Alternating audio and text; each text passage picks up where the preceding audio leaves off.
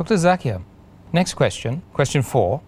There's a hadith which mentions that if a person eats or drinks forgetfully, then Allah has provided him with food and drink. Last Ramadan, whilst fasting, my husband requested me a glass of water. Not realizing that he was fasting, I served him with a glass of water and he drank. Should I have reminded him that he was fasting or consider it a provision from Allah?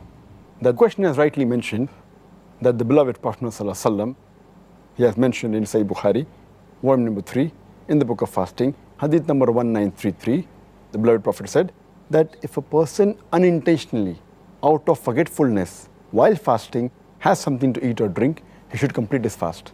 And what he has eaten and what he drank, he should think it's from Allah subhanahu wa ta'ala. So, but a person who has unintentionally, out of forgetfulness, it is totally valid, he can complete the fast. But here, the husband has forgotten. The wife knew it very well. What the wife should have done was, she should have reminded the husband. Because the Quran says in Surah Al-Imran, chapter 3, verse number 110, تَأْمِرُونَ بِالْمَعْرُوفِ وَتَنْهَوْنَ عَنِ الْمُنْكَرِ. Enjoin what is good and forbid what is wrong and believe in Allah. So here, it was the duty of the wife to remind the husband that he was fasting.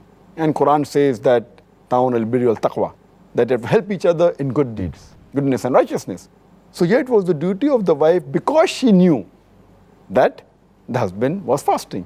If she did not know and she gave it, it would have been forgiven. But because knowing very well that the husband was fasting, she purposefully gave it to him.